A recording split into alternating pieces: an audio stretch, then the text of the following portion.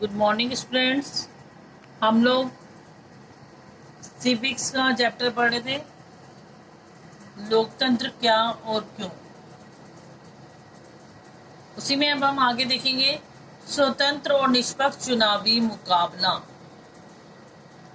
चीन की संसद को क्वागुओ रैमिन दाइवियाओ दावी यानी राष्ट्रीय जन संसद कहते हैं। ठीक है, चीन की संसद को क्या बोलते हैं? राष्ट्रीय जन संसद। चीन की संसद के लिए प्रति 5 वर्ष बाद नियमित रूप से चुनाव होते हैं। हर 5 साल बाद एक बार चुनाव करवाना होता है चीन की संसद के लिए। इस संसद को देश का राष्ट्रपति नियुक्त करने का अधिकार है और ये देश जो है अपने यहाँ का राष्ट्रपति नियुक्त कर सकता है। इसमें पूरे चीन से करीब 3 सदस्य आते हैं और कुछ सदस्यों का चुनाव सेना भी करती है। अब उन्होंने कहा चीन से आएंगे 3 सदस्य और कुछ सदस्य आएंगे वहाँ की सेना से। चुनाव लड़ने से पहले सभी उम्मीदवारों को चीनी कम्युनिस्ट पार्टी से मंजूरी लेनी पड़ती। ठीक है, अब उन्होंने कहा कि चुनाव लड़ने से पहले कोई जो भी उम्मीदवार होगा वो चीनी कम्युनिस्ट पार्टी के पास जाएगा, उससे पहले मंजूरी देगा। 22-3 में हुई चुनाव सिर्फ कम्युनिस्ट पार्टी और उसमें संबंध कुछ छोटी पार्टियों के सदस्यों को ही चुनाव लड़ने की अनुमति मिली। अब उन्होंने कहा कि क्या हुआ कि 22 उसमें जो हुआ चुनाव, उसमें सिर्फ छोटी छोटी जो पार्टियां थी उन्हीं को अनुमति मिली, क्योंकि अनुमति लेनी पड़ती है ना चुनाव लड़ने से पहले कि हम चुनाव लड़ें या ना लड़ें, हम लड़ सकते हैं या नहीं, इस टाइप का। तो सरकार सदा कम्युनिस्ट पार्टी की ही बनती है, वो उसी को मतलब उसी को चुनाव लड़ने की इजाज़त देते हैं जब उन्हीं की सरकार बने जिससे। ठीक है, तो हमेशा सरकार किसकी बन जाती है? कम्युनिस्ट पार्टी की। 193 में आज़ाद होने के बाद से मैक्सिको में हर 6 वर्ष बाद राष्ट्रपति चुनने के लिए चुनाव कराए जाते हैं। अब देखो, मैक्सिको में 6 वर्ष के बाद राष्ट्रपति चुना जाएगा, ये काम है।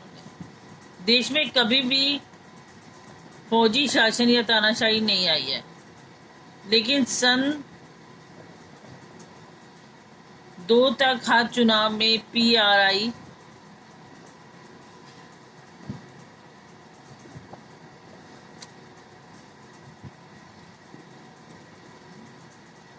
नाम की पार्टी को ही जीत मिली थी।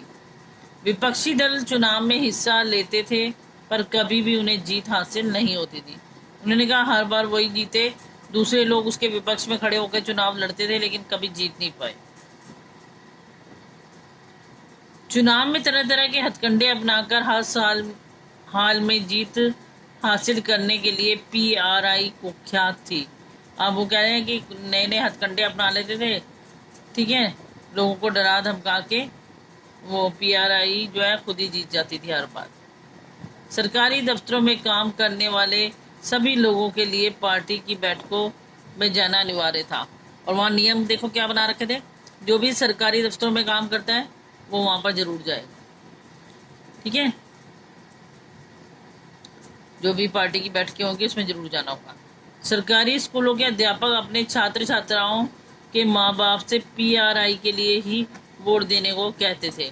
ठीक है, जो स्कूलों में बच्चे पढ़ते थे सरकारी स्कूलों में, उनसे कहा जाता था कि तुम्हारे माँ बाप जो है PRI को ही वोट देंगे, उसके अलावा किसी को नहीं देंगे। मैक्सिको की हम देख रहे हैं ये मीडिया जब जब विपक्षी दलों की आलोचना करने के अलावा उनकी गतिविधियों को नज़रअंदाज ही करती थी। कई बार एकदम अंतिम क्षणों में मतदान केंद्रों को एक जगह से हटाकर दूसरी जगह कर दिया जाता था, जिससे अनेक वोट ही नहीं डाल पाते थे। PRI अपने उम्मीदवारों के चुनाव अभियान पर काफ़ी पैसे खर्च करती थी। अब उन्होंने कहा कि यहाँ क्या किया जाता था, जितने भी सरकारी दफ्तरों के लोग होते थे उनको कहा जाता था कि तुम्हें क्या करना है, जितनी भी बैठकें होंगी उसमें जाना है। और जितने भी सरकारी स्कूल के बच्चे होते थे उनको कहा जाता था तुम्हारे माँ बाप PRI को ही वोट देंगे, ठीक है। और कई बार तो क्या होता था कि जिस दिन वोट हो रहे होते थे उस दिन की जगह बदल देते थे केंद्रों की, जिससे कि बहुत से लोग तो वोट ही नहीं दे पाते थे। क्या हम ऊपर वर्णित चुनावों को लोगों द्वारा अपना शासक चुनने का उदाहरण मान सकते हैं? इन उदाहरणों को पढ़ने के बाद तो नहीं लगता कि हम ऐसा कह सकते हैं। यहाँ काफी सारी समस्याएं हैं। चीन के चुनावों में लोगों के सामने कोई वास्तविक और गंभीर विकल्प नहीं होता, ठीक है ना। हमेशा कम्युनिस्ट पार्टी की जीतती है, उनके सामने कोई विकल्प ही नहीं किसी और को चुन सके। लोगों को शासक दल या उसके द्वारा स्वीकृत उम्मीदवारों को ही वोट देना पड़ता है। क्या हम इसे मनपसंद चुनाव कह सकते हैं? उन्होंने कहा जिसको वो कहती है उसको ही अगर वोट देना पड़ता है तो क्या हम इसको मनपसंद चुनाव कहेंगे? नहीं कहेंगे। मेक्सिको के मामले में ऐसा लगता है कि कहने को विकल्प होते हैं, असल में वहां की जनता के पास कोई दूसरा विकल्प ना था। किसी तरह वहां का शासक दल को पराजित नहीं किया जा सकता, लोगों के चाहने पर भी नहीं। वहां हुए चुनाव निष्पक्ष नहीं थे। अब उन्होंने कहा मैक्सिको में अगर हमने देखा तो वहां भी क्या हाल था कि कहने को चुनाव हो रहे हैं, सब कुछ हो रहा है, और कहने को उनके पास दूसरा विकल्प ही नहीं है, उन्हें सरकार के बनाए नियमों को मानना ही पड़ता है। तो इस टाइप के चुनाव को हम निष्पक्ष चुनाव नहीं कह सकते, जहां लोगों को डरा धमका कर उनसे अपने हक में वोट लिए जाए।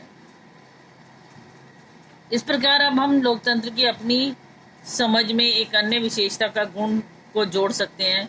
लोकतंत्र में सिर्फ चुनाव कराना ही पर्याप्त नहीं है। उन्होंने कहा खाली चुनाव करा दिया, यही नहीं है कि चुनाव हो रहे हैं हमारे यहाँ तो हम लोकतांत्रिक हो गए। चुनाव कराना ही पर्याप्त नहीं है।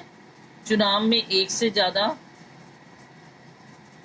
असली राजनीतिक विकल्प के बीच चुनने की स्थिति भी होनी चाहिए कि भाई एक से ज्यादा अगर हमारे पास विकल्प है तो उसमें सही को चुनने की स्थिति बनाए कि वो कोई भी व्यक्ति किसी दूसरे को भी चुन पाए, चाहे वो शासक दल को गद्दी से उतार दे।